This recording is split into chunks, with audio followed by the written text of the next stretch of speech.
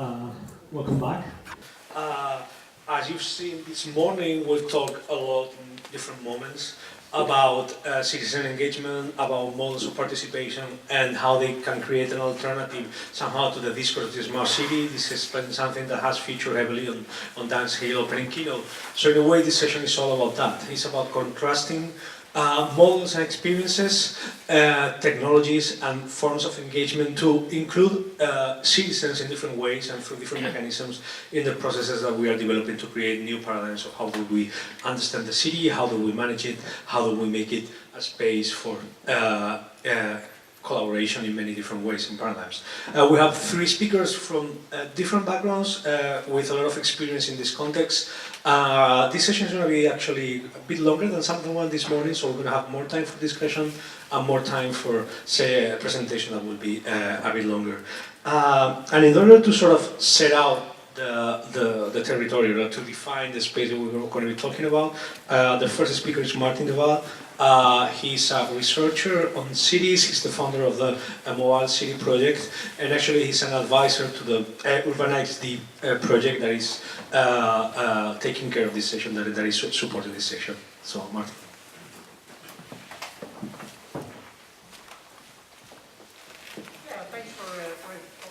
Thanks for inviting me, and thanks for coming out to this session. I'm just waiting for my slides to appear. Yeah, there they are. I'm actually going to talk about some research that I did for a book I've been writing, The City as Interface. It's coming out in May of this year, the English version. And what I'm going to do is I'm going to take you on a research tour that I did last winter, December actually, to Seoul. And my talk is called A Tale of Three Cities, or Three Tales About One City. What I would like to do is I'm going to take you to three parts of Seoul. Here they are: Songdo, Hongdae, and Seoul City Hall. And in all these parts of Seoul, they have different versions, different ways of thinking of what a smart city is and how citizens should be engaged with new technologies in the city. And I thought it would be interesting to kick off with comparing these various design paradigms, you could call them, or design approaches. And I think most of you are maybe unfamiliar with the geography of Seoul, so I put on Gangnam at the map as well, so you know the relative place of what I'm talking about. Basically, what I want to do is I want to pick up where Dan Hill sort of left the question this morning. He said we can make technology do anything, so what should we do? And I will show that in these three various parts of Seoul, they're doing different things with these technologies. So basically the question is, what do we want from our cities with these smart technologies? Do we want our traffic lights, to be maybe show some emotions or to talk to us, or do we want them to guide us as efficiently as possible through the city? That's a possible alternatives that came up this morning. And I'll do that by showing you these three cities. I'll just briefly introduce you to them, and then I'll take a more into-depth look. The first one is Songdo. Who of you have heard of Songdo? About half of you. Songdo, it's an interesting place. It's a new project, and it's being heralded as one of the first large smart cities that's being developed. A huge investment project, I think about $35 billion, real estate project off the coast, and being built right now. The second one is Hongdae, which used to be a leafy suburb of Seoul, but has been turned into a vibrant urban part of the city. And immediately I think you see the difference between the two, right? If you look at these pictures and these one. These are just Google searches for the two parts of the city. But I'll come back to that later. And then after that I'll go to City Hall now, tell you a little bit more about how the Seoul government, or city government, is approaching the smart city approach. And if you look at this pictures, you see it's a bit of a mix, right? You see mainly master plan buildings. Here you see lots of people who are appropriating the city from the bottom up, so to speak. And here you see a nice mix of institutional buildings and of people who are actually taking over places and doing the things that they want to do themselves. And those three approaches we will also see in the stories themselves. So let's go to Songdo. Let's start off. As I said, it's being heralded as one of the first smart cities. And if you look at the pictures that are there, you see lots and lots of rendered pictures like this, and you start to ask yourself, does it actually exist? I mean, is it really there, or is it just schemes of master planners who want to build that city? And actually, it does exist. This is what it looked like in December last year. The only thing is, what I found out when I came there, is that although many people have been talking about how Songdo is an example of the smart city of the future, there actually wasn't any smart city technology yet, which was a bit surprising. There was a lot of talk about it. It's being picked up in a lot of conversations about you know, what is good and what is bad about the smart city approach. But if you go there, there is hardly any smart city there. I mean, there are some garbage containers that if you want to throw away your trash, you have to use a special card with an RFID chip, so then the container can measure how much trash you throw out, and you know, the heavier it is, the more you have to pay. But that's about it. And still, we've seen so many reports and discussions and talks about it. And I was one of them. I was one of the reporters being actually sent for a Dutch newspaper to write that story. And usually, you know, what we come up with then as reporters is stories like this. And this is the vision that's behind Songdo as well. That, you know, the city will start to collect data about everything we do, and that data then can be used to make the city smarter or more efficient. So, for instance, this is an article from a German newspaper, and they describe, you know, there is sensors in the pavement so that if people walk by, then the traffic lights will go on, and then if there's no people, the traffic lights will go out. Or there is all these sensors that sense where the cars are, and they will guide them automatically to parking places. And it's still not there, but they're actually working on it, and that's, in a way, that's why it is interesting to talk about it, because there's big companies behind it, and they're really rolling out technologies that, even though they're still not there, there is a particular vision behind them and that they're working on. Although the example also shows that it's a lot harder to actually realize those visions than they maybe thought, because they've been talking about this since 2003, 2004. And to give you an idea of the vision behind it, I will show you a short film clip where they will explain what the smart city will do for you as a user, consumer, citizen. This was one of the first incarnations. I think their plans have changed a little bit over the years. This video was produced in 2004, 2005, but it's still on the website of the company who's developing the smart city technology. But they have changed their approach a little bit. But let's have a look at what their vision is of what a smart city should be. The difference between 99 and 100 can be small, but the U-line values this small difference. Now, it's time to begin having a 100% safe life.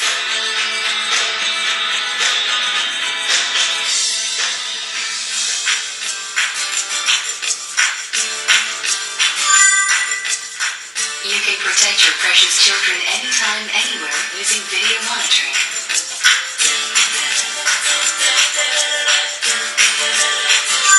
Driving becomes safer with intelligent navigation services that switch automatically between road navigation and parking information.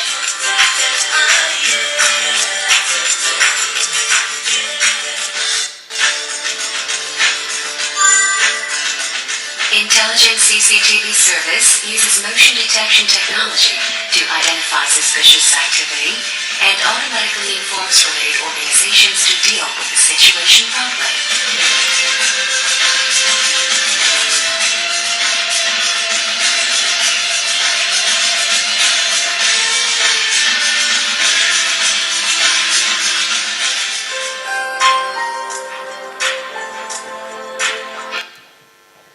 Well, this goes on a little further. So what you see is an image of a city which really is about making the city safer, 100% safe, like they even promise the future residents of the place, making it more efficient, etc., etc.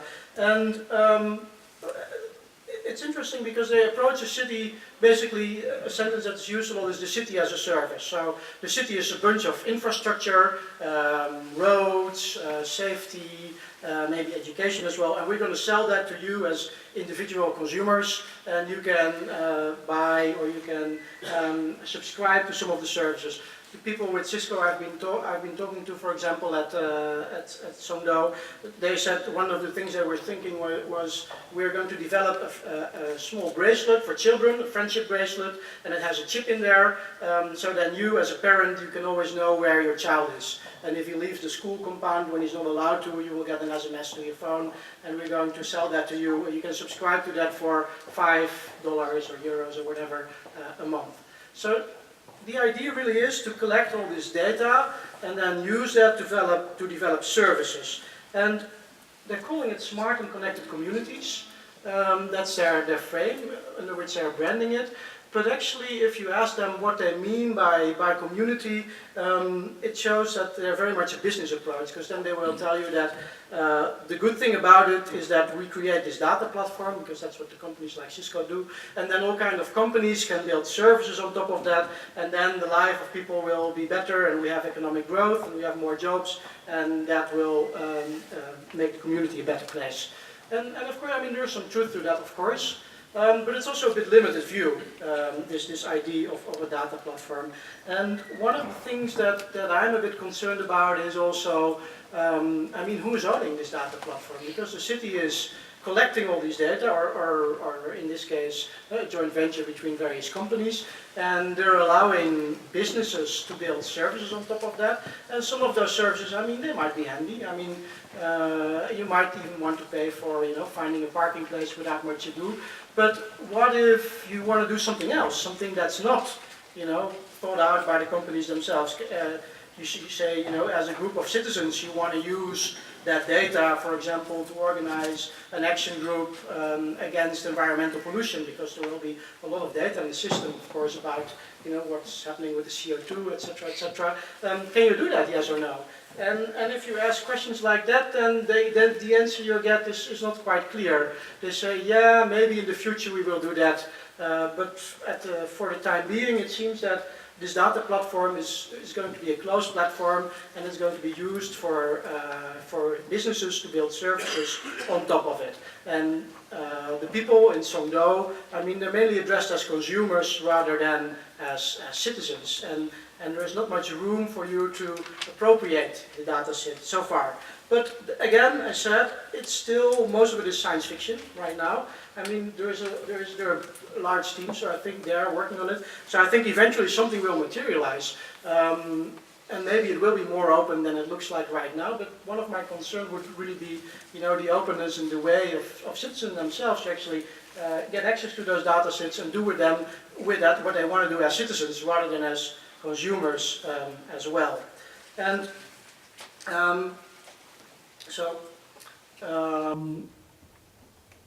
after I visited Songdo, I traveled to a different part of Seoul, Hongdae.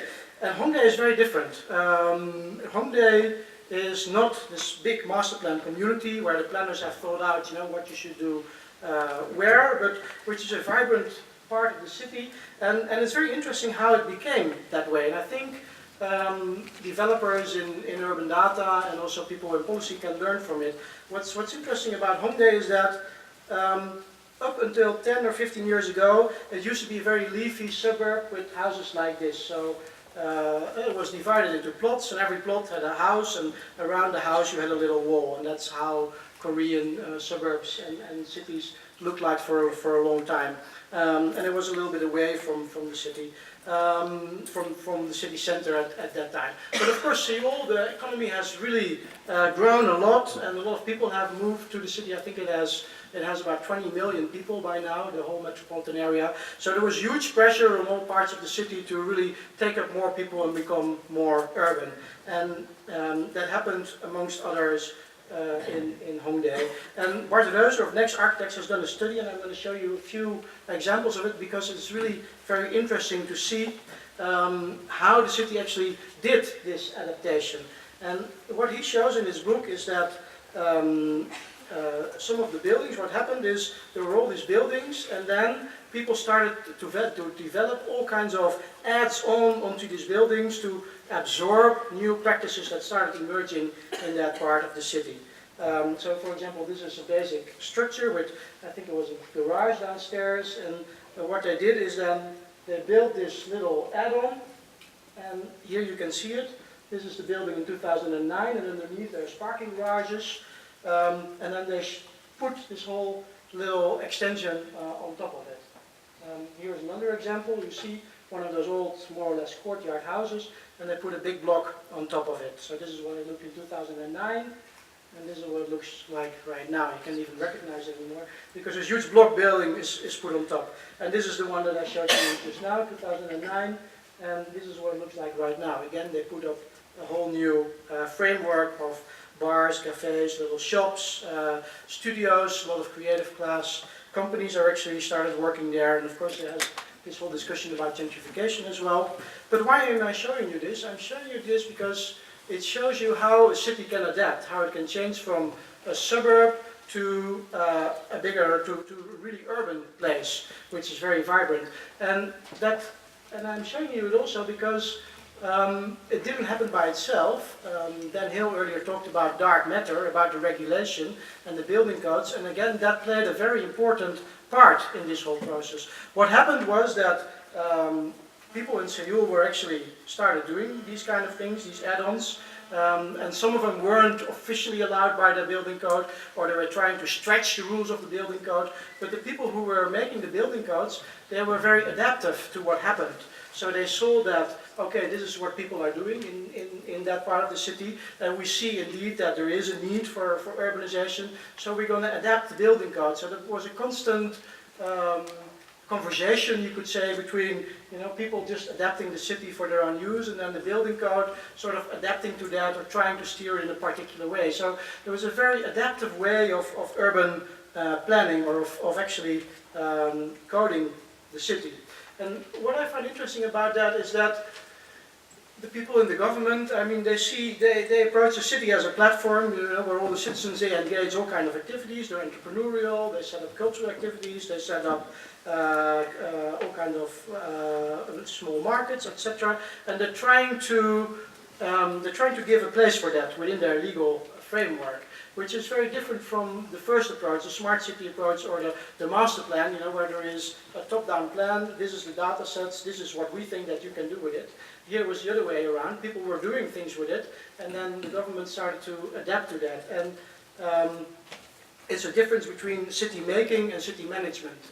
I think where Songdo is very much about city management so far, making everything more efficient. Hongdae is very much about city making, about allowing the people who live there to actually make the city themselves, and then designing the legal code to facilitate that. And I think that's a lesson that developers of smart cities should take from this part of the city. How can you open up your code and make the platform that you're developing open, that it can adopt to many of the bottom-up practices.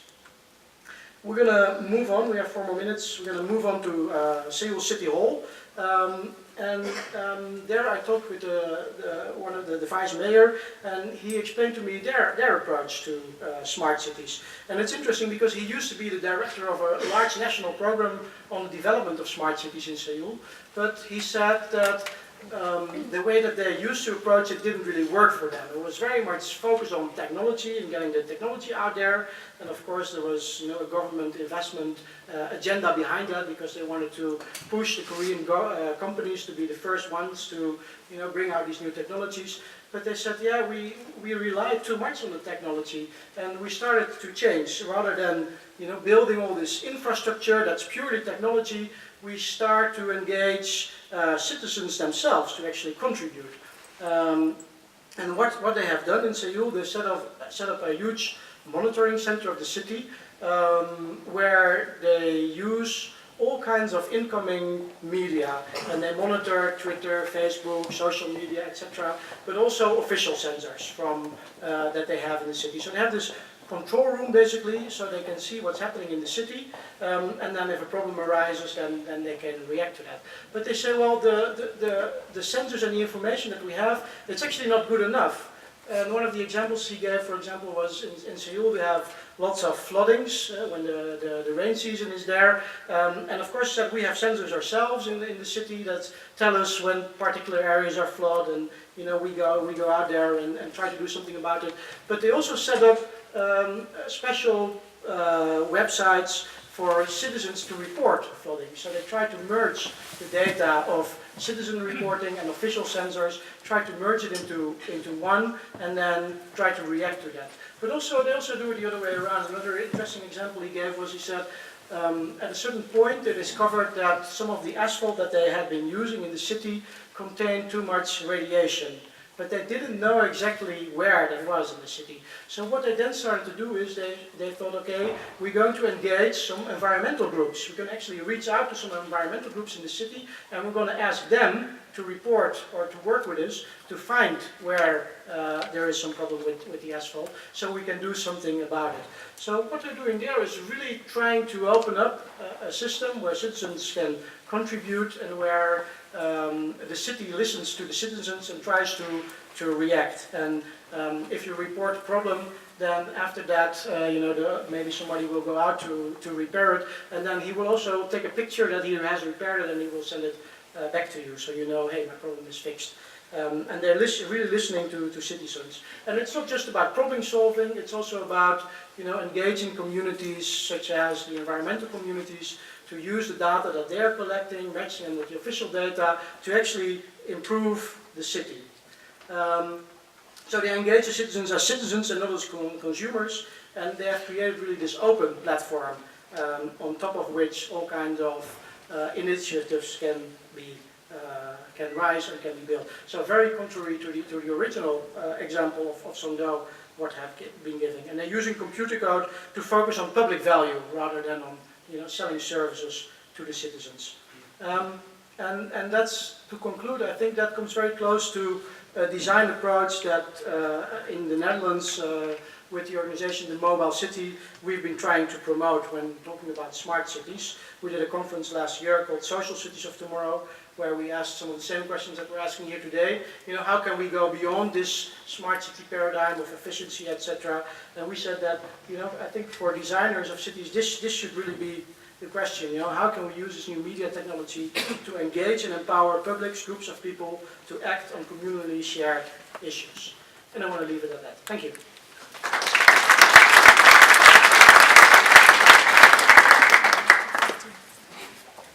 Thanks a lot, Martin, for this series of examples which actually starting to set up models, which in a way is what this session is going to be about discussing existing different models. The next presentation is by Usman Haque, who is, I have to say, a good friend of this organization from a long time.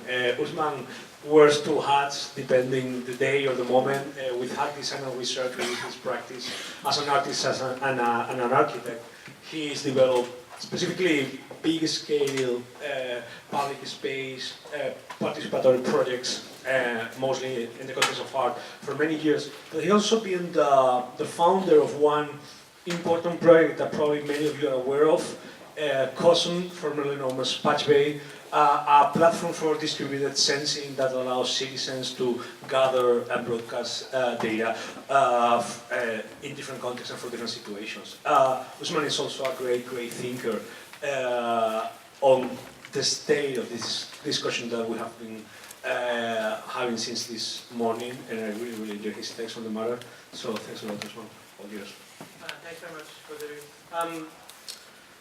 So I'm going to talk about messy cities, in praise of messy cities. The task of this session is to discuss open data and its relationship to cities, and perhaps to talk about the strategies that we might want to see brought about in cities.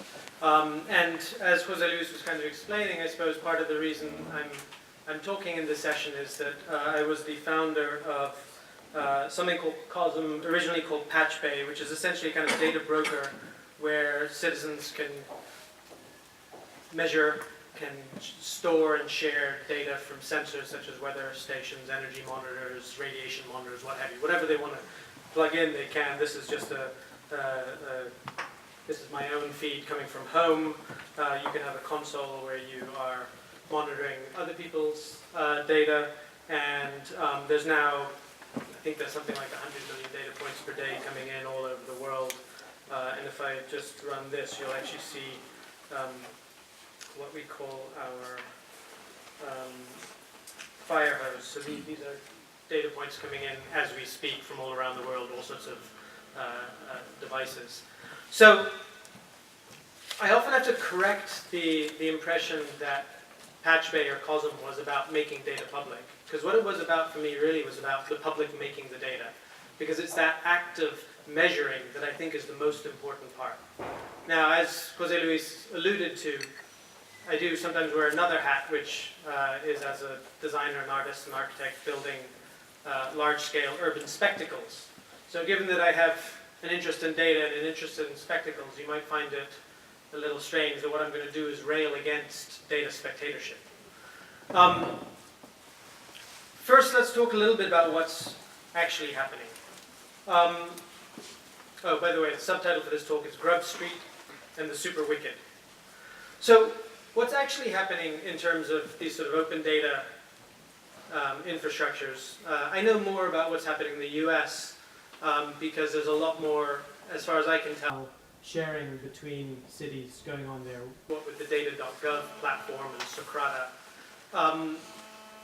What you often see is that the reason why first people want to have data about the cities is it's often justified through the need for cities that are efficient and convenient and secure. And you will have probably noticed in that video for Songdo over there that it referred specifically to these kinds of things. So there's this idea that just by having this data, we're going to make these sort of more efficient, secure, and convenient cities. And then there's also a call for openness in this data. This largely comes about because of this idea of transparency, about shifting the balance of power once the data is no longer locked up. And in some sense, it's about reducing uncertainty and conflict, because once more data is available, people will be able to see what's going on in different domains and what have you. The problem with this kind of approach for me is that it assumes that if we had enough data, we could make perfect decisions, as if there were the notion of a perfect decision. And so there's this kind of attempt to measure as much as possible in order to cover every single knowable parameter. And this kind of desire, I think, I see stretching all the way from the Enlightenment project, which was essentially a project that claimed there was such a thing as rationality and truth. And if you follow the philosophy of it, you can trace it directly to the paradigm that's often quoted today, that data inevitably leads to information and inevitably leads to knowledge, and without a doubt leads to some kind of wisdom. And so this move to use data to understand and explain and control our cities, I think has largely come about because the city managers and even other people who are perhaps running organizations, or even you in your own home, would be able to say, it's not me, it's the data. The data is impartial. It's making the decision for me. I've got enough data that the solution, and I use that word for a reason, becomes indisputable. Now, what's interesting to me is that Borges has actually, in so many different stories, has kind of covered this, the problem of the infinite parameters, or the infinite objects and the finite parameters. You know, there's his map metaphor, the library metaphor, the encyclopedia metaphor. And what he sort of alludes to is this idea that if we only had a good enough index to all of that data, that somehow we'd be able to find those solutions. And so what I see specifically in the open data movement is this idea that by opening up the data, someone else or someone is going to be able to find the solution because it resides in the data. Someone else is going to solve this. Often when a local government releases the data, it's with the sort of assumption that, well, we'll sort of make it available to a bunch of hackers and they're going to solve life's mysteries. However, whenever it's a little controversial, whenever the data that's released is controversial, or whenever the data that's liberated is controversial, then you find things like what happened to Aaron Swartz, Bradley Manning, Andrew Arnheimer. In other words, anything that seems to me to be actually useful is the thing that gets clamped down. the data that does get released, things like transportation data and, MPs' expenses and things like that, it's largely harmless, right? And you could actually look at this as simply letting people let off steam. Like, here's a bit of data, right? We're being open. We're enabling you to sort of shine the light of the sun onto this data set. And so, for me, what I actually see in this kind of open data movement is what I would call the society of the data spectacle, which actually discourages participation in some senses, which actually means that you no longer question what was the curating process that actually amassed all that data for you and made it available. Who measured it? Why did they measure it? How did they measure it? What were their goals? Are there slides at this presentation? No. Oh, got it, sorry. Not till later. I keep seeing you touch your monitor. I've got notes on one and I've got the... I can show you my notes anyway. So part of the part of the problem here is that you have no idea what the feedback is from making that data available. And Morozov in his book recently pointed out something very interesting, which he found in an insurance what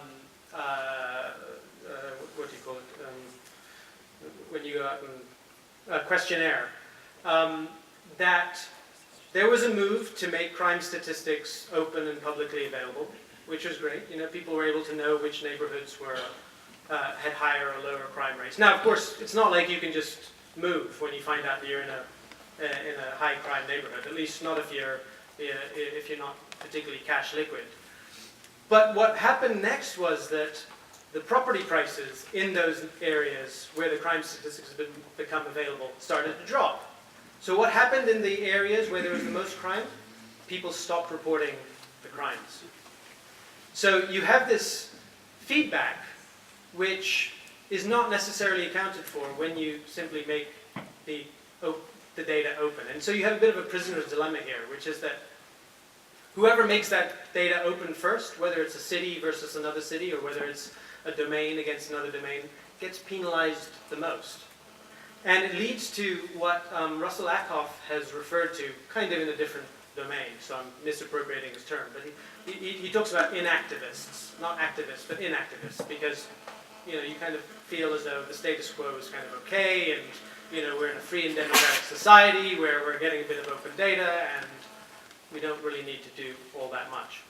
Russell Ackoff actually has another sentence which I just want to read out here, which is that every problem interacts with other problems and is therefore part of a set of interrelated problems, a system of problems. I choose to call such a system a mess. And that's actually why I refer to messy cities. Because a city is a mess. It's not simply an infrastructure. And praying to the algorithm god in your data infrastructure isn't going to just solve the problem. Because actually, a city is not even a problem to be solved. We need to understand that cities are super wicked. And I'm not sure if you're familiar with this term of wicked problems. I think I have a list here. This is a definition by Riddle and Weber from 1973. Wicked problems are basically so wicked that you can't even define what a wicked problem is. Wicked problems have no stopping rule. They're essentially problems that are so difficult that they cannot be formulated or answered in any easy way. There's a bunch of things here which I won't bother reading out. An amendment to this was made by, I'm totally blanking on his name, in the last 4 or 5 years, called super wicked problems, which are wicked problems in which time is running out, where there's no central authority that can address the problem, where the solution, that those who actually cause the problem might be seeking to create the solution, and where you actually discount the ability of the future or the consequence on the future, and therefore you result in sort of irrational decisions. And he was applying that to climate change, but I think this in general can be applied to cities. Fundamentally, the thing that concerns me most is that a lot of the rhetoric around data and open data and basically wiring up our cities and making them more efficient. It sounds exactly like the rhetoric that was coming out in the 50s and 60s that gave rise to things like highways and high-rises, which we're now counting the environmental and social costs of. But there is an alternative, and that's, of course, what I'm interested in. What else might be done? And funnily enough, it actually comes out of the Enlightenment as well.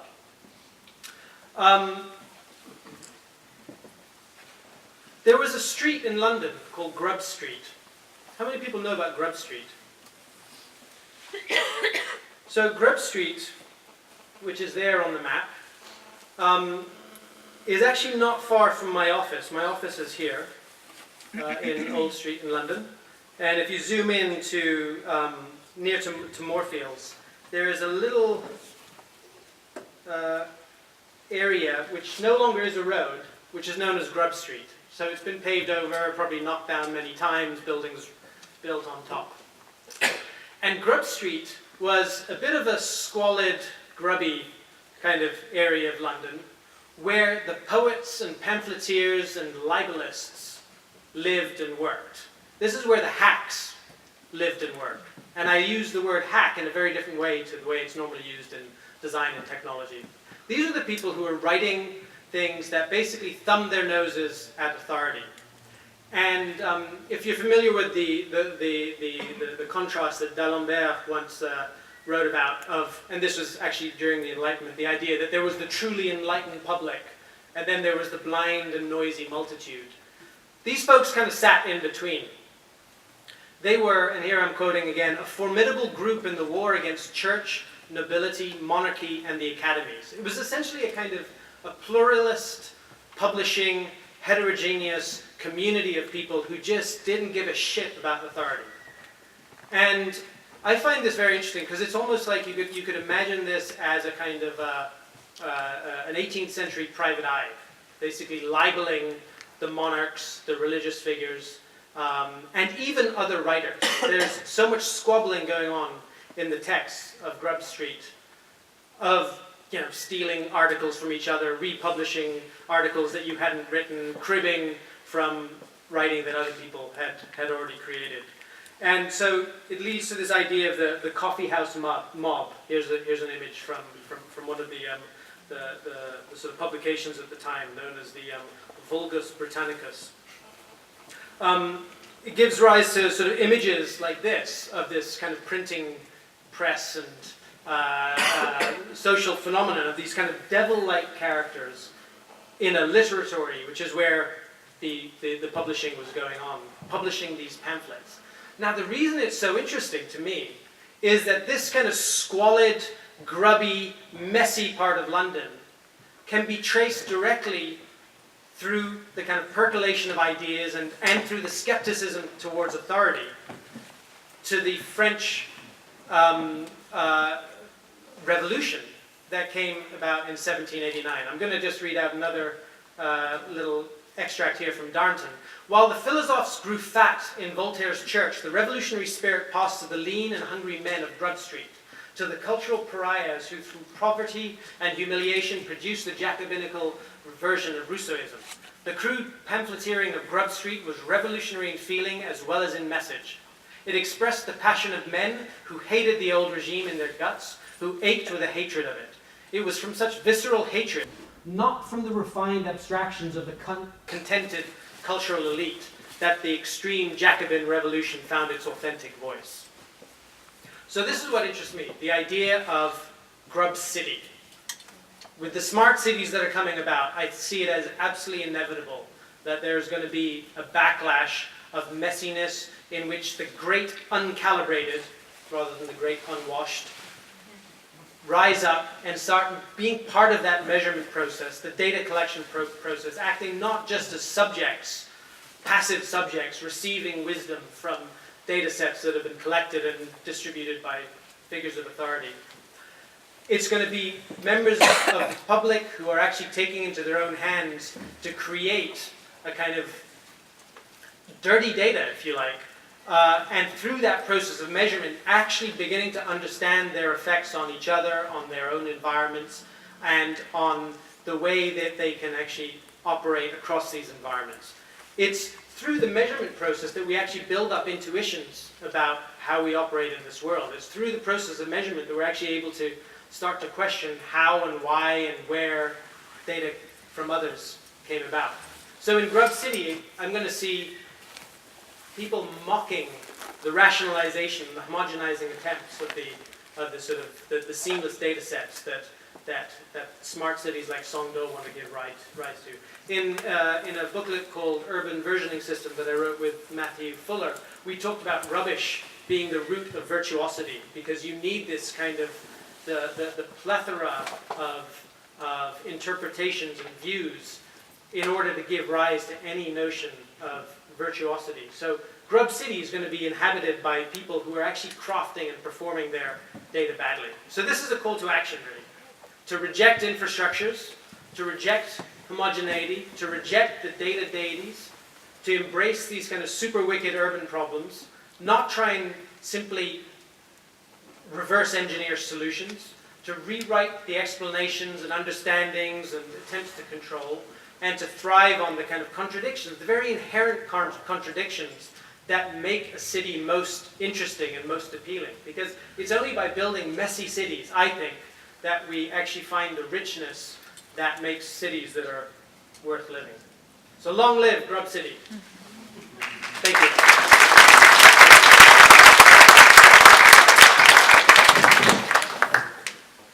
Thanks a lot, Usman. This was really a great presentation to put a broader context of what we're talking, and I think we're going to go a little back from the manifesto to the case study, back and forth with the next speaker. Scott Cain from Technology Strategy Board is actually involved in an important initiative in the UK context, the Future Cities Demonstrator Program.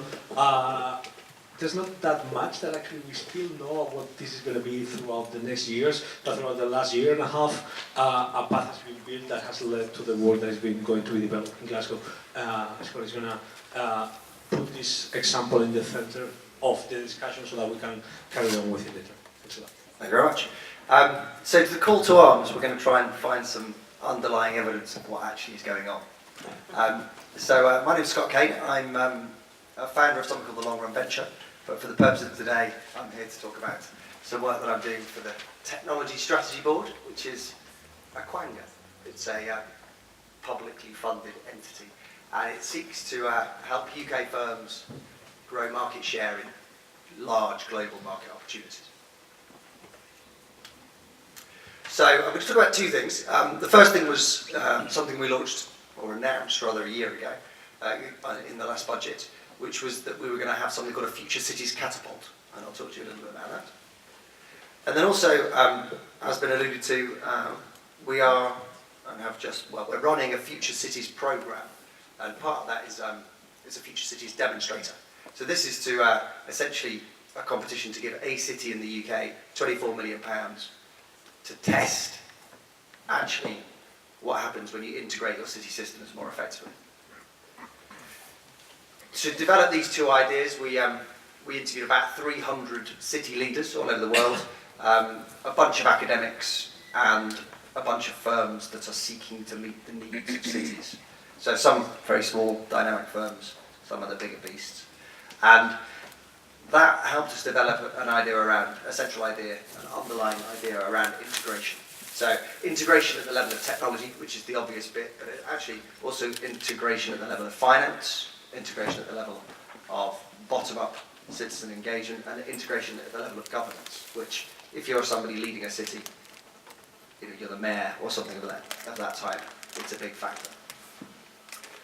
So we're also talking about integration at the level of the different systems of a city. So it's energy, water, waste, health, and so forth. And historically, both firms and cities have cut up their budgets to say, okay, we're going to have a team that focuses on transport, or we're going to have a team that focuses on education. And they do so in relative isolation from each other. But for a whole bunch of reasons to do with changing the economy, and also some academic evidence to suggest that actually if you bring those things together, you can get a better return on your investment, they are becoming more open to the idea of a more integrated systems of systems approach in terms of how they govern the city. What city leaders say, so this is pretty much universal, is that they're all striving for a strong economy. They want jobs. They want high-value jobs in their cities. They want it to be a good place to live, otherwise the most talented people up sticks and move somewhere else. And they want a reduced environmental footprint. And sometimes that's a kind of philosophical buy-in to the fact that there is changing climate. And sometimes, so for instance, if you're a place like Stoke-on-Trent, it's because you've got heavy industries and you're worried about those heavy industries upping sticks and moving somewhere else. So, but they're consistent. The thing that's probably most relevant we'll pick up later is around, historically, when you try to develop an integration strategy, a major infrastructure project in a city, it is largely done and then been imposed top down. It's almost been that the people of that city are an afterthought after the big players have got together, and that is fundamentally wrong. So for the TSB, we exist to try and help UK firms grow, grow market share. So whilst UK cities matter, they're actually only a very tiny part of a much bigger global market opportunity. So this integration layer, this we believe is a new economic opportunity and something that UK firms are well placed to go after. We've done some research around this. We believe it's of the order of a market of around £200 billion a year by 2030. It's around 50 billion right now. And the UK is really well placed to go after this. It's got firms that it's already a world leader in master planning, designing, architecture, the ICT underpinning, finance, project finance for major projects, the legal services that you do to do big deals in most urban projects around the world are done in London. So there's a lot of assets that the UK already has that can be kind of pulled together and made to work harder. The demonstrator, so the second idea, so this is essentially the idea for a large-scale competition to find out actually what is going on and what works and what doesn't work. It's basically just about evidence. So there's a lot of talk, particularly from the major players in the market, about why you should invest as a city in a smart city solution. And probably worth pointing out, the reason we don't use smart cities is that we totally buy the fact that if you instrument up a city, you release the data, there's this slightly flawed notion that that data will in itself be a panacea or sort out all your ills, which is obviously not true. So this is to find out, okay, if you can deploy the tools that are on the shelf today. This is not about new stuff.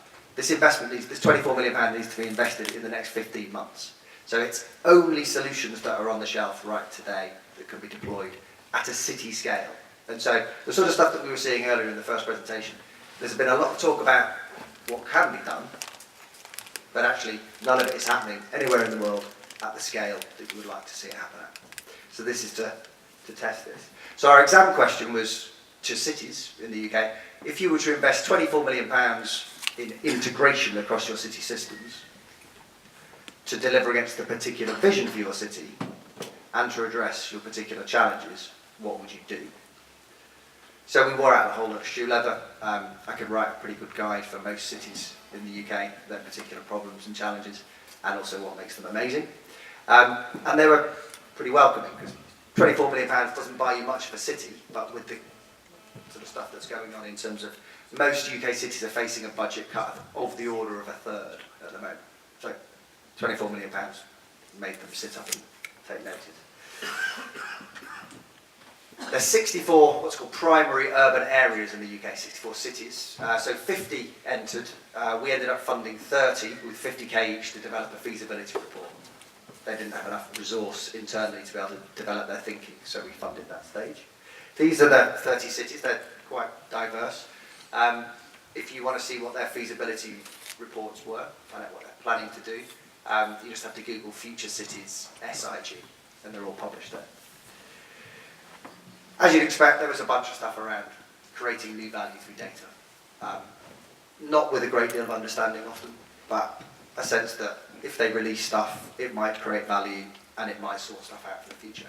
But also, I think there's some quite interesting work about how you can provide services fundamentally differently, and some are very willing to try and pilot that stuff. So if that's something you're considering as a firm, there are many cities out there that are interested.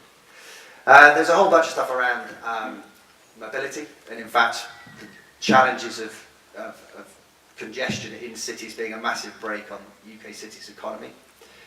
A lot to do with adult social care and health. So you might not have seen it, but there's something called the Barnett Scissors of Doom, or the oh shit graph, which basically suggests that within about 7 to 10 years, all discretionary budgets from UK local authorities will go on adult social care. Nothing else can be funded.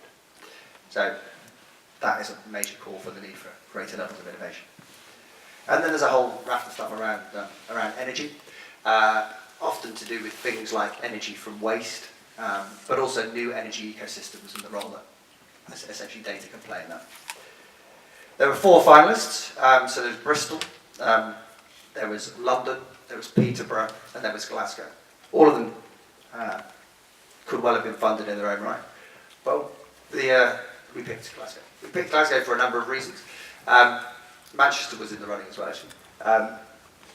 We picked Glasgow because actually it's got a whole heap of really quite nasty challenges that the city faces. So things like, they call it affordable warmth, it's quite a polite term for a really high proportion of Glaswegians being in fuel poverty. So they believe that they can use integration across systems to address things like fuel poverty. High incidence of antisocial behaviour. So 40% of Glaswegians reported some form of antisocial behaviour last year. So there's also quite a staggering statistic, which is that life expectancy across the city varies by 28 years. So if you live in a posh bit of Glasgow, you'll live 28 years longer than if you live in the poor area of Glasgow. But there were some good reasons why they were. So they've got a very good city leadership, which connects the academics through to the early stage firms, through to some of the bigger firms, through to the city council. And part of that is because it's one of those like chicken and egg things.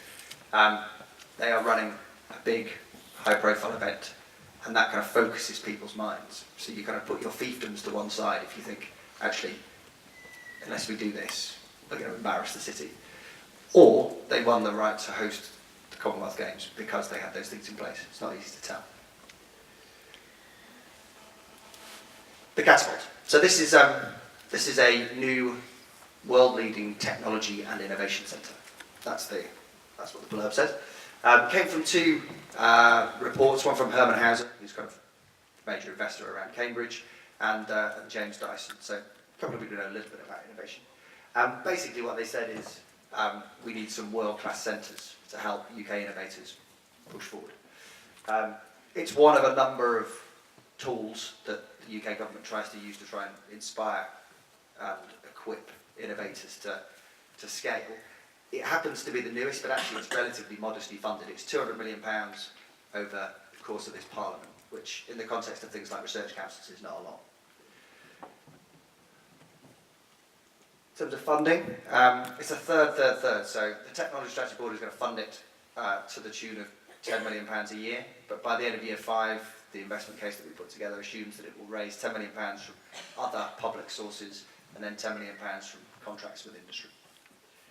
These are the other catapult centres. So alongside future cities, there are other areas that there will be a catapult centre in, and in effect they're all high growth global markets. What are we doing with the catapult? So last week we announced that a bloke called Sir David King would be the chair. He was formerly the chief scientific advisor between 2000 and 2007, so he's a good bloke. And we announced that it would be in London, which went down quite badly in most other cities, but there was a prolonged and extended evidence base which suggests that if you're going to go after a global market of seeking to meet the needs of the world cities, then there is only one world city in the UK, probably only one world city in Europe, and that is London. So what are we doing? So we've got the business plan in place, got the funding secured. We're now, the next couple of weeks, hiring a CEO, put a team in place, determine whereabouts in London it will be based, and then building out 3 key capabilities. So those capabilities all represent actually a barrier to the market scaling. So there's a Future Cities laboratory, there's a Future Cities open platform, and there's Future Cities finance. So what's the lab? Well, it's definitely not this for cities. It's not this either. But the lab could involve something a little bit like this, which in essence, it's the idea that you can set up and run a large-scale demonstrator anywhere in the world, so in any city and in the world.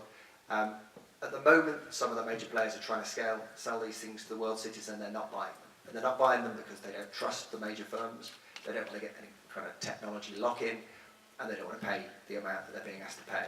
So if you can provide them essentially a way of doing it in a much lower cost, a much less time-intensive commitment, and in a way that is much more flexible, then we think certain cities, not just in the UK but globally, will begin to pilot stuff, get the evidence base, and then they can decide whether they want to invest in it themselves.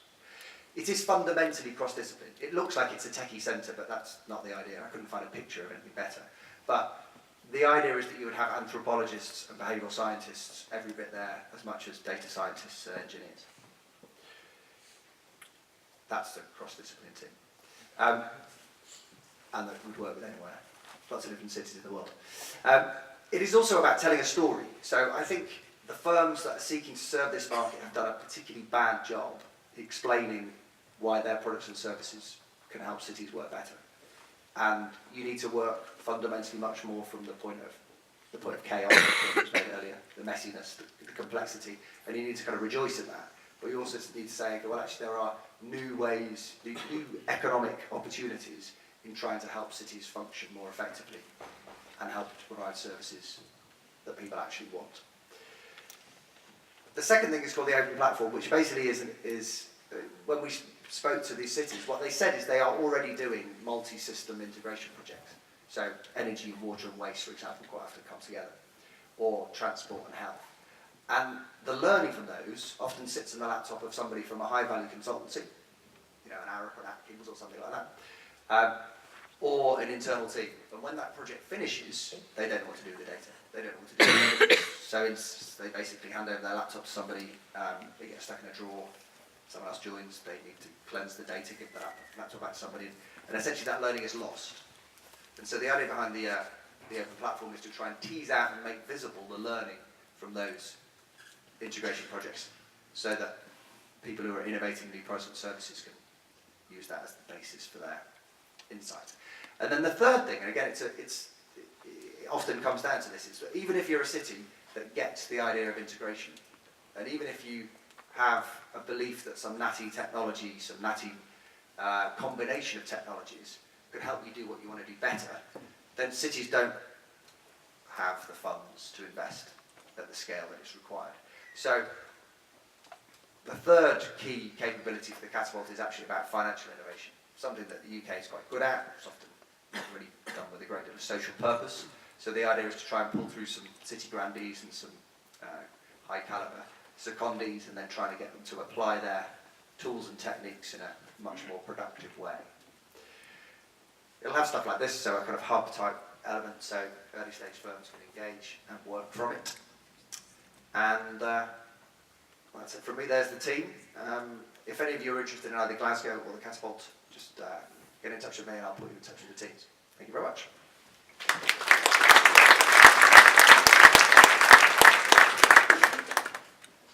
Okay, so I wanted to get all the panel on stage so I can start the discussion about also what I would think the really broad ideological and even political context in which many of these discourses are grounded today, and how they're becoming in specific forms of practice, and how they establish certain kinds of relationship between industry and citizens. The floor is open, and I would really expect to be a lot of ideas being put on the table. And I think there's one hand there in the back.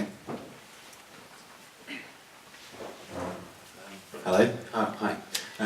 You might have to bear with me as I kind of formulate what I want to say into a question. I mean, I guess a lot of this concerns me, and Usman, thanks very much for your talk, it was really fantastic. I'm kind of worried that this is all kind of moving towards this sort of aping after some kind of science fiction utopia, and you know, I love sci-fi and I hope people read science fiction, but haven't we learned some lessons from that? I think, like, within the context of what's happening in the country at the minute in terms of cities and how people, conditions under which people are living, are we, the kind of the investments that are being made in sort of sustaining a city and an infrastructure rather than sustaining people and human beings is massively problematic in my personal opinion. But yes, I just wanted to see if someone could respond to that, please. I would say that it's interesting because it seems like every time there's been any kind of science fiction prediction of what's coming next, it's been wrong. And so I'm not perhaps quite as pessimistic of there being this kind of science fiction outlook right now, because I just don't think it's going to come about. I don't believe in the singularity, for example. I don't believe that, as I've kind of made clear, I think, in my talk, that there is going to be this kind of seamlessness that's perhaps pined after in some circles. I am, however, very concerned about whether or not we'll actually be around in 50 years at all. I think that's almost more pressing to me, considering how badly we managed to screw some things up, than perhaps the quality of our cities, because I think that might actually overtake where we're going. But you know, I think that specifically in this kind of idea of predicting the future, or of sort of imagining what's coming next, the optimism for me comes from the fact that we always manage to subvert that somehow. Yeah, I think for me your comment was one of the things that I wanted to point out in my talk as well. I think there is a difference between city management and city making, whereas a lot of the smart city technologies and scenarios are really about city management, about managing infrastructure more efficient, etc., etc. And I mean, that's not necessarily a bad thing. You know, I prefer efficient public transportation to messy public transportation in that case. But at the same time, it's a very limited idea for the city. I mean, I completely agree with Usman, who says that, you know, a city is a very wicked problem. Actually, it's all those people with different ideas and backgrounds and goals trying to live together. And you know, if you take it into account, it's actually surprising that cities are actually functioning as they do. I mean, they might not all be completely just, and there's a lot of room for improvement, but they're still, in a way, they function as wicked problems as they do.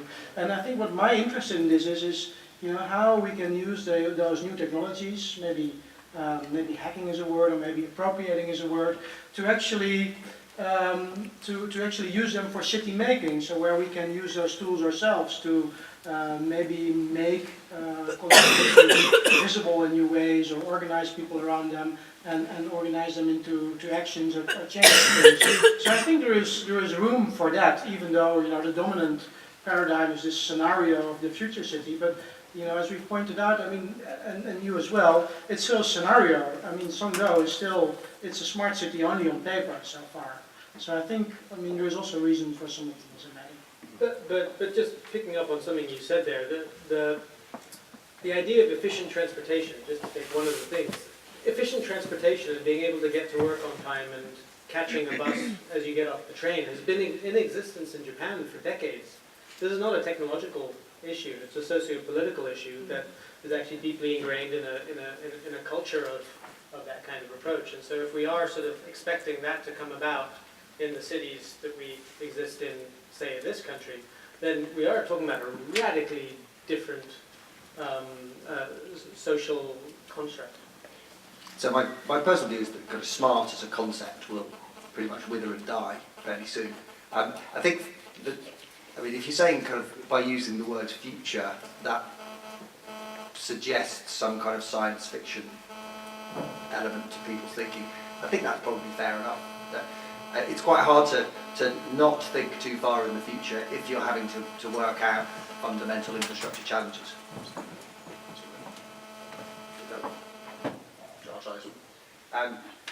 So it's pretty well documented that we have pretty old, creaky infrastructure in the UK. Roads, sewers, they're pretty well optimised, and we're pretty admired for optimising them to the level that we do, but they do need to be invested in. So they need to be invested in not at the expense of people, they need to be invested in because otherwise they fundamentally won't work.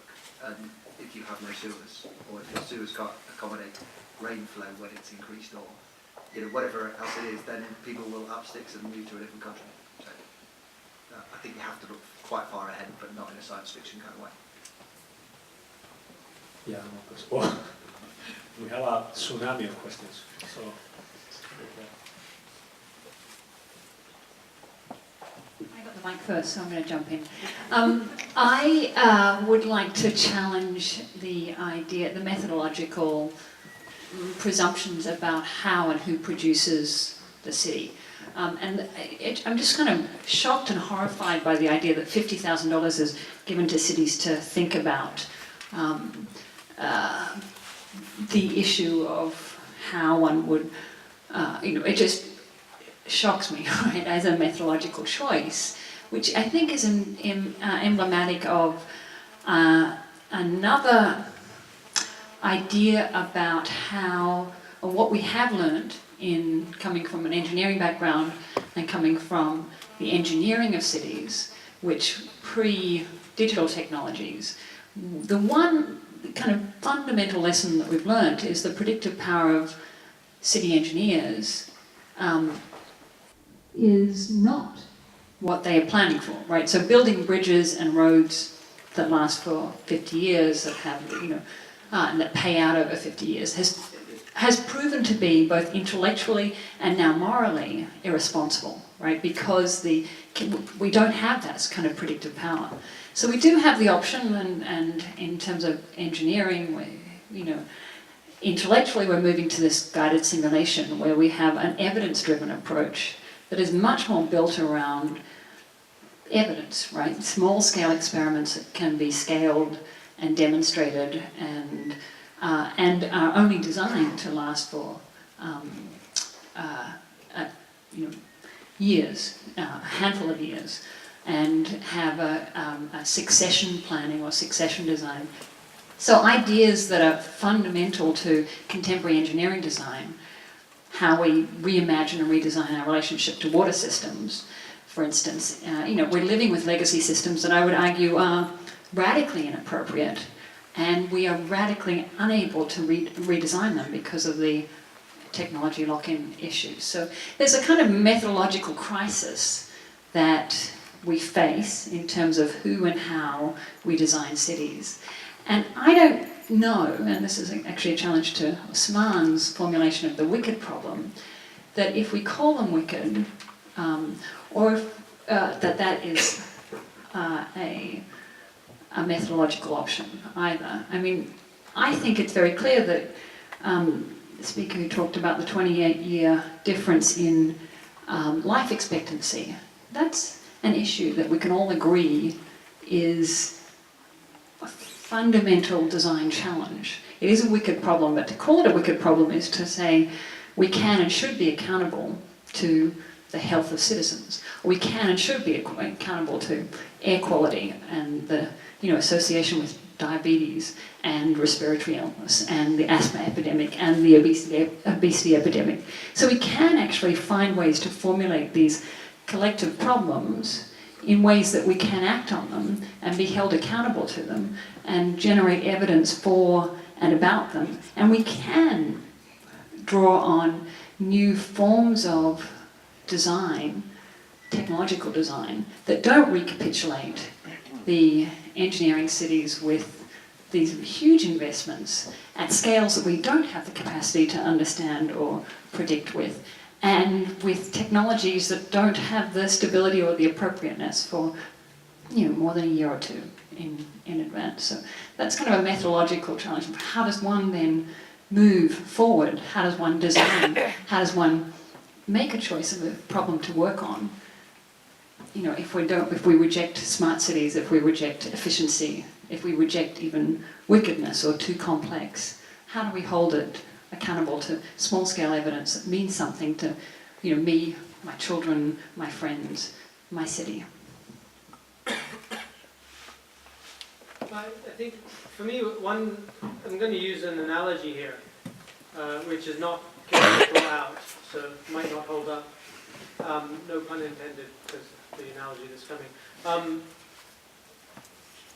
In the 60s, I think that in the architecture profession, we discovered that it was possible to build buildings that didn't have a structure in the way that we previously thought. In other words, prior to that, we thought of these massive, the requirement for what you might call infrastructure, columns and walls and what have you. And especially in the 60s, a sort of redefinition of architecture that was temporary and fluid and dynamic and based on inflatables where there was no infrastructure. I just wonder whether there's a need in a similar sense in the kind of cities of the future, in these sort of data-oriented cities, where there's a similar need for something where there is no infrastructure, where there is no sort of single, solid, upholding principle behind it, and instead it's a sort of clash. I have no idea what this would look like, and this is a little ironic coming from somebody who built a data infrastructure, but I think that what I'm recognizing is that the infrastructure itself is not necessarily needed for the kinds of things you're describing.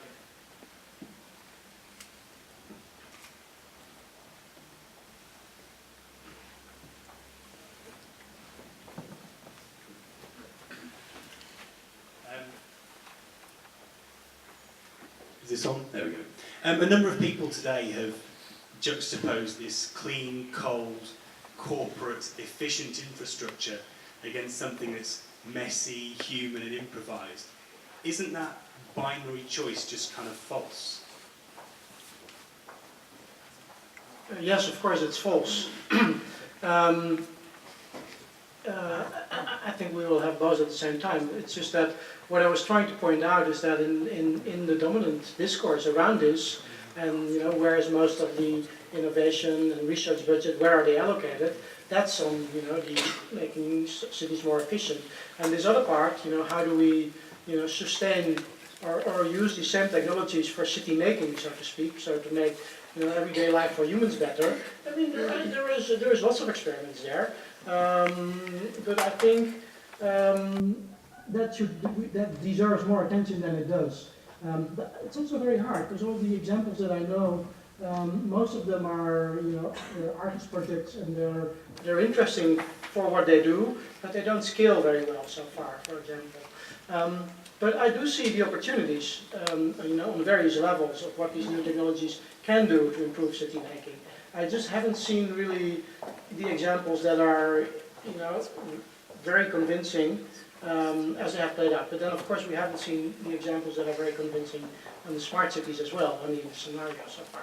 But I think that in the whole research, and it's important to stress that aspect as an alternative or as an addition to the other one. If I can just take on as well. So from an investor perspective, which is kind of the angle that I would take on it, then I think there's just a fundamental lack of evidence base. There's not a sufficiently compelling ROI to determine whether you should invest in solution X versus solution Y. And so as a result of that, it's very tough for people to make a decision as to what they want to invest in.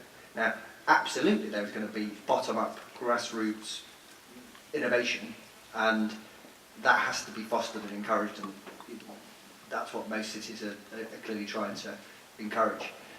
But equally, you, as a kind of city convener of solutions, it's a kind of, in a democratic situation where you elect people to try and sort out stuff for you, then you then have to make choices, because you're often facing limited budget to make those choices with, and you just don't know what's the best thing to do out of the choices at the moment. So what we're trying to do, I think, and what is fundamentally necessary, is to try and find out if the what happens over a longer period of time by investing in Y versus X. And at the moment, it's all just spiel. Nobody really knows.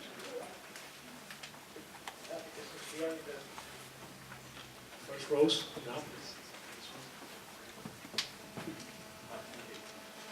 now. I just wanted to tell two very quick stories about the difference between the kind of smart city and the messy city, and then a question about why one scales and one doesn't, I think. So there was in Leeds a social sciences demonstrator, and one of the most egregious examples that I saw in that was a riot simulator which projected a map of the city of Greater London, and some little Lego police that you could go and put on the map to quash riots. And it showed how by using your overwhelming force of Lego police you'd be able to squash the computer model rioters and stop further riots from breaking out. And at the end you were scored on how much property damage you averted, which I thought was an interesting high score in the game. Leeds was a city that didn't riot, and the reason Leeds didn't riot I think is much more interesting. It's because the districts where there was tension had riots in the past. Community leaders knew the price that they would pay if the same happened again. They went out. The police actually held back. They didn't send their Lego men in. They held back and let community leaders go in and diffuse the tension, speaking person to person. And we didn't get the attention. We didn't have to do the riot clean-up because we didn't have a riot. And of course, you know, the computer system that helps you predict where riots are going to take place is scalable, sellable to police forces around the world. The training and development of community organisers and youth work and all the things that have gone on in the Chapeltown district of Leeds are very specific to us and are all about stories that are very unique to our city. So I do think there's a problem if what we're seeking out is scale, that is inherently going to bias us towards some solutions which may not be the optimal solutions for the communities that we have. So I agree. I would totally agree with everything you said.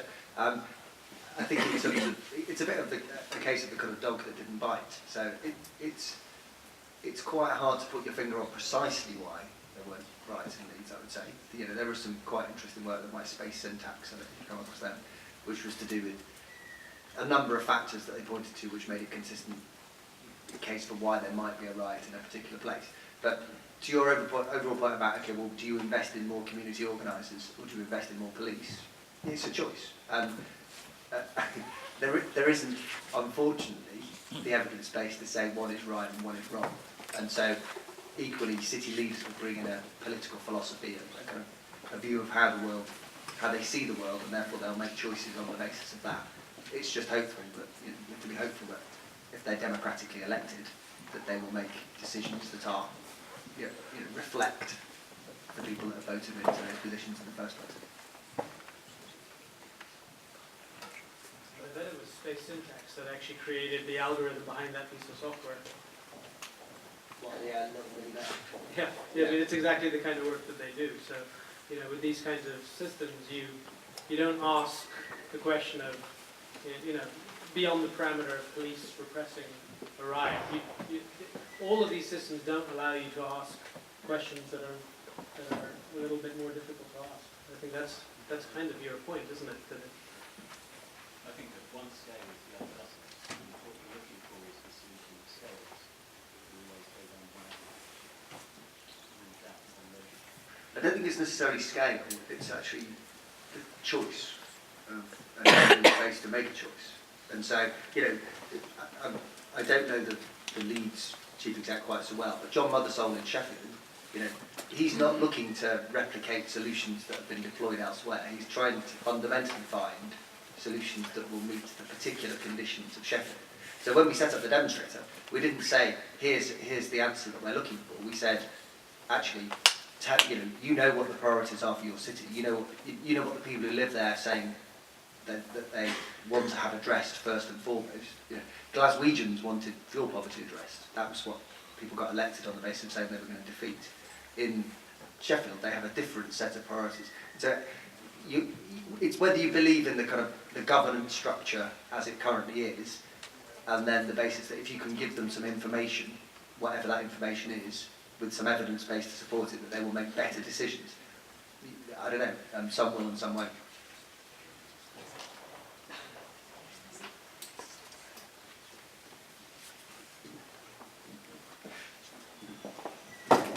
Hello. I'm interested in creativity and social justice.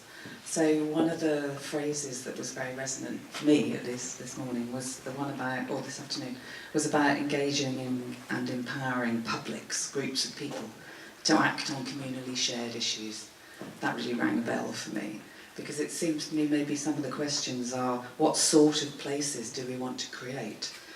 What aspects of now do we actually want to embed and to nurture and to grow? Because I always find the argument very problem-focused rather than looking for what is good in the now.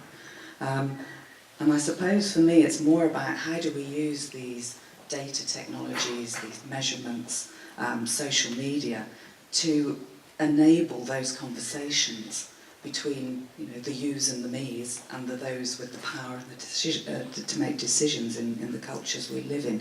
How do we use those technologies to enable those conversations to take place, and for us to be able to choose the good enough answers to the where do we put our priorities? Because there's never a fixed answer. There change is constant, all of that kind of stuff. But it seems to me these technologies could actually be part of transforming our democratic process, not just measuring our data and enabling large-scale corporations to, I think the term is monetize the technologies to solve problems for the few, is it for the 1%, whilst the 99% continue to be the ones that are left out of the picture. So I'm just interested in really flipping the picture to how can these technologies address that conversation between us as a social entity and community.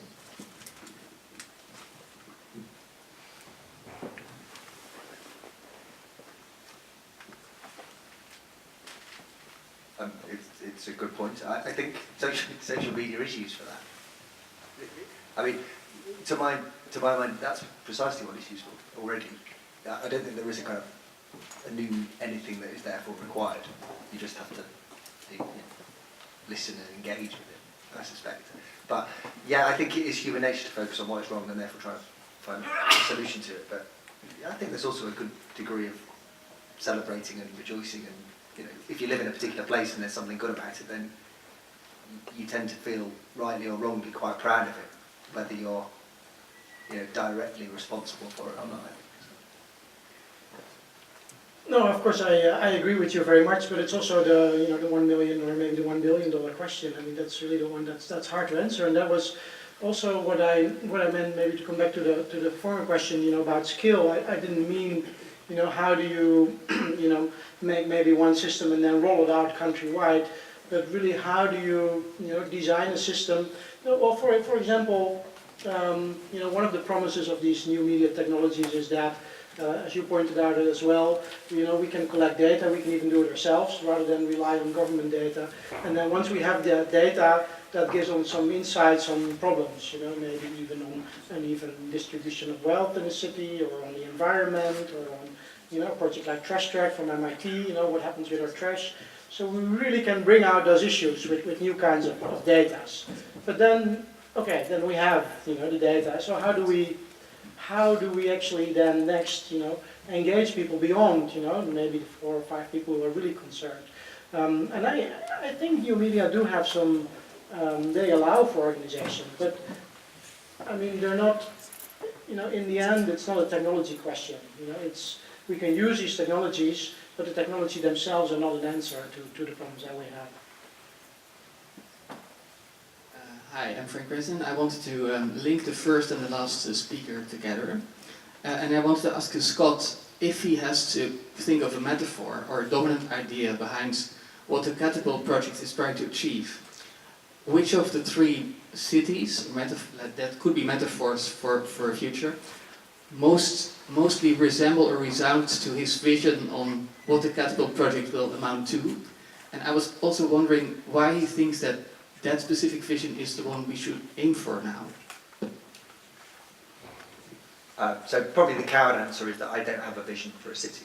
And instead what the Catapult Centre will focus on, and what I'm focusing on in playing a part in that, is how can you help firms, businesses, startups, whatever it is, multinationals, I'm relatively agnostic about which of those it is, develop the products and services that meet the needs of the customer. In this instance, that might be a city, or it could be a private sector provider providing a solution in a city. And so, at the moment, I don't think that particular customer need is well met.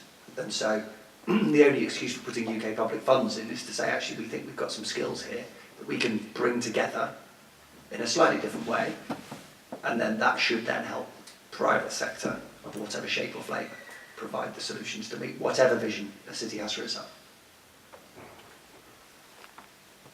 Yeah, I think we're right on time, or a little bit. We have to close this session. Thanks a lot for this really vivid discussion. We have a break now, and we are in 30 minutes back for the last sessions of the day. Thank you.